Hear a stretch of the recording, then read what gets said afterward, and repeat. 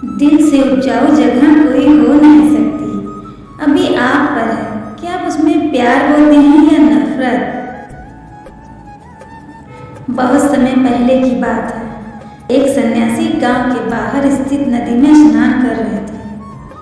तभी वहां से एक राहगीर गुजरा। उसने सन्यासी से पूछा, महात्मन, मैं बाहर गांव का रहने वाला हूँ। मैं अपने गांव को छोड़कर इस गांव में बसना चाहता हूँ।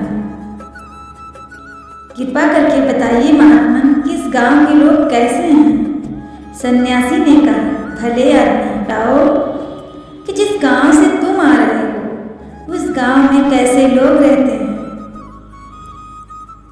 राहगीर ने कहा, बहुत बुरे लोग रहते हैं उस गांव में।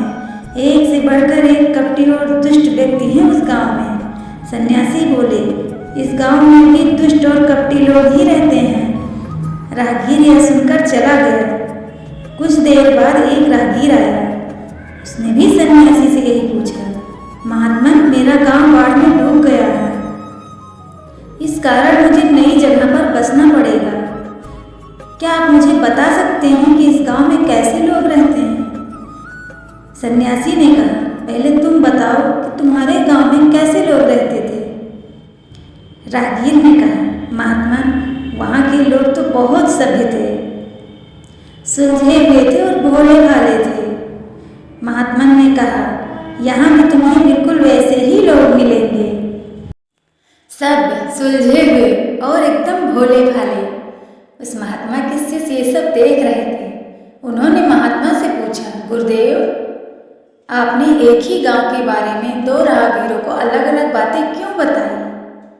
इस पर सन्यासी ने मुस्कुरा कर कहा, शिष्यों, याद रखना, आमतौर पर चीज़ों को हम वैसा नहीं देखते जैसे वे हैं, बल्कि हम उन्हें वैसा देखते हैं जैसा हम खुद हैं। हर जगह हर तरह के लोग रहते हैं। अब यह हम पर है कि हम किस तरह से लोगों को देखना चाहते हैं। दोस्तों, हम जैसे हैं हमारी सोच जैसी है, लोग भी वैसे ही लगने लगते हैं।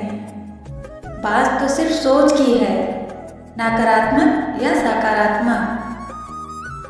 वरना सीढ़ियाँ तो वही हैं जो किसी के लिए भी ऊपर जाती हैं और किसी के लिए नीचे आती हैं।